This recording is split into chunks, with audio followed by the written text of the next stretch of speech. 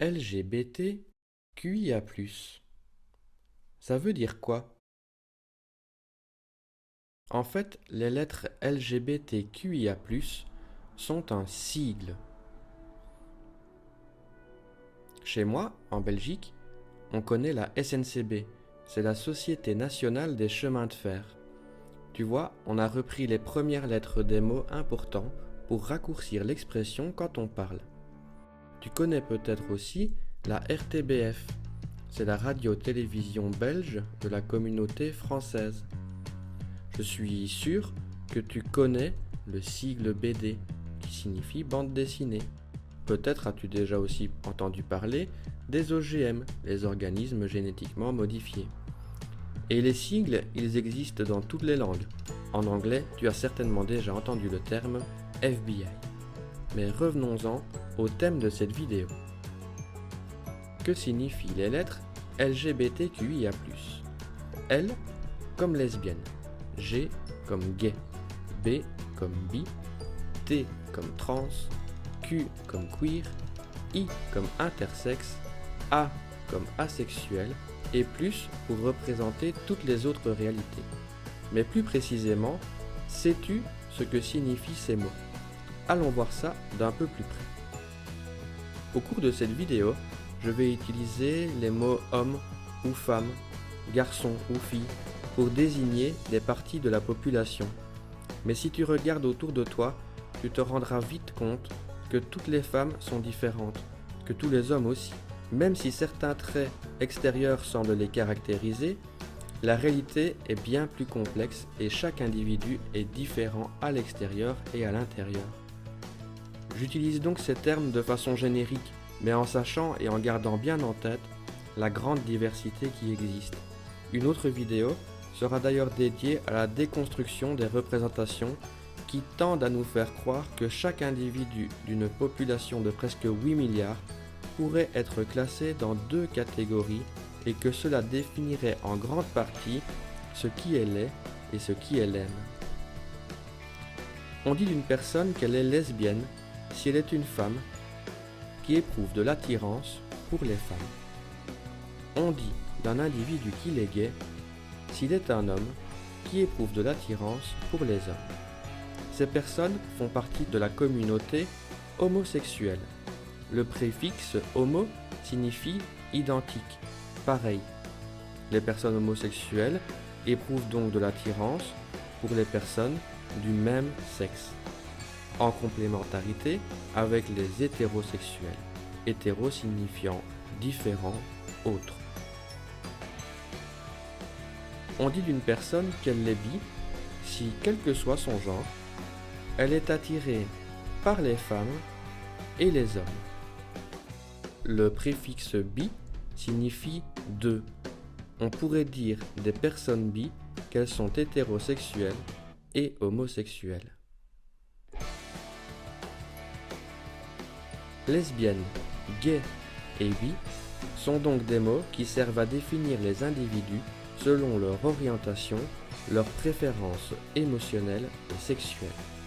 Ils représentent une réalité qui s'ajoute aux hétérosexuels.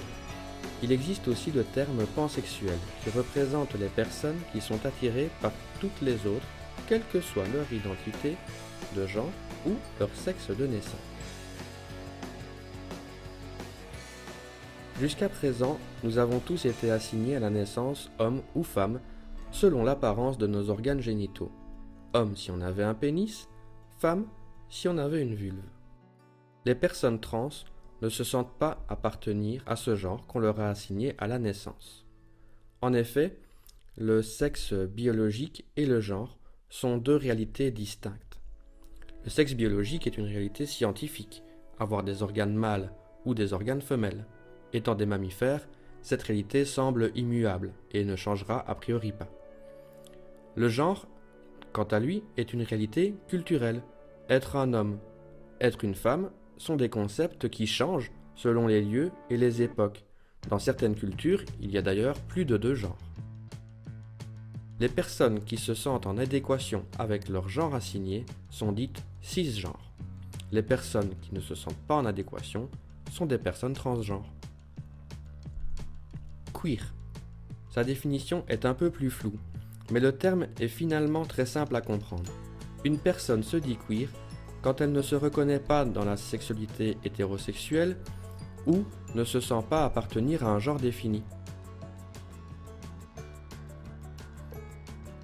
Intersexe.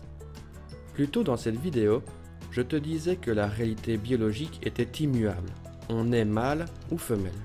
Ce n'est pas tout à fait vrai. En tout cas, c'est incomplet. Généralement, quand on entend parler de l'arrivée d'un bébé, on entend toujours c'est une fille? C'est un garçon? Alors qu'il se développe toujours, ce futur bébé semble déjà avoir une identité bien précise dans la tête des autres, et tout cela uniquement en se basant sur ce qu'on lui trouvera entre les jambes. Prenons une minute pour déconstruire une croyance et essayer de comprendre un peu mieux. Un corps adulte est composé d'environ 30 000 milliards de cellules, et toutes les cellules sont nées à partir d'une seule cellule au tout début de son développement. Dans les cellules, on trouve un noyau, et dans ce noyau, on trouve son ADN. Son ADN, c'est comme son mode d'emploi. Il contient tous les codes qui déterminent le corps intérieur et extérieur de la personne. Chez l'humain, cet ADN est rangé dans 23 paires de chromosomes, qui sont un peu comme les chapitres du grand mode d'emploi qui permet à cet individu de grandir et de vivre. Le chapitre qui contient les informations liées au sexe biologique, c'est le numéro 23. Chez les filles, la paire se ressemble. On dit alors qu'elles ont 2 chromosomes X. Chez les garçons, ils sont différents. On dit qu'ils ont un chromosome X et un Y. Enfin, c'est ce qu'on entend souvent. La réalité est bien plus riche et complexe. En fait, en plus des profils XX et XY, il existe beaucoup d'autres combinaisons de ces chromosomes. Certaines personnes présentent aussi des caractéristiques biologiques qui les rendent plus ou moins sensibles aux hormones qui jouent des rôles importants dans le développement du corps. Tout cela est un peu complexe, mais revenons-en au bébé. Tu dois savoir que selon les critères observés, jusqu'à 1,7% des humains naissent avec des variations qui ont un impact, parfois invisible, sur leur corps. Encore aujourd'hui, certains considèrent que ces variations sont anormales, car elles ne sont pas présentes chez la majorité des personnes. D'autres vidéos plus précises suivront sur les termes intersexes et asexuels, car ils sont plus compliqués à comprendre et touchent à des thématiques liées à la biologie, à la médecine et la sexualité, et les abordent sous un angle plus précis, et il est préférable que tes parents les voient avant pour qu'ils puissent décider avec toi si tu es prêt ou prête à les regarder. Ce que tu peux déjà savoir, c'est qu'il n'est pas vrai que tout le monde naît soit garçon soit fille, et qu'à la puberté, tout le monde ne réagit pas de la même façon aux hormones qui jouent un rôle dans la croissance de ton corps. Il existe d'autres réalités biologiques. On dit aussi qu'en grandissant, il est normal d'avoir des envies de relations intimes et sexuelles avec les autres. Ce n'est pas vrai non plus. En fait, la société est construite autour de beaucoup de codes, de normes et d'injonctions sur ce que c'est d'être normal. Et la société fait ça dans beaucoup de domaines. Un travail normal, un enfant normal, une vraie fille, un vrai garçon, un comportement normal. Observe autour de toi que nous sommes tous différents, que définir une normalité éloigne les personnes au lieu de les rapprocher. On a des points communs et d'autres qui nous différencient. Une autre vidéo suivra aussi pour te montrer à quel point il est stupide de vouloir se définir ou définir les autres à partir d'un mot ou d'un concept. En conclusion, L, G et B. Tout le monde n'est pas hétérosexuel. Lesbiennes, gays et bi viennent compléter le spectre des orientations et des préférences. T et I. Tout le monde n'entre pas dans la case biologique fille ou garçon à la naissance. Tout le monde ne se sent pas fille ou garçon ou ne se reconnaît pas dans la binarité de genre. Le genre et le sexe de naissance sont des concepts différents. Les personnes trans et intersexes viennent compléter le spectre des identités de genre et des réalités biologiques. Les personnes queer représentent la diversité des orientations et des identités qui existent hors des normes hétéro ou binaires. Le préfixe A vient du grec et signifie pas ou sans. Autour de nous, il y a des personnes asexuelles, à genre, etc. Le plus est bien important et représente toutes les autres réalités que tu pourras croiser tout au long de ta vie. À bientôt!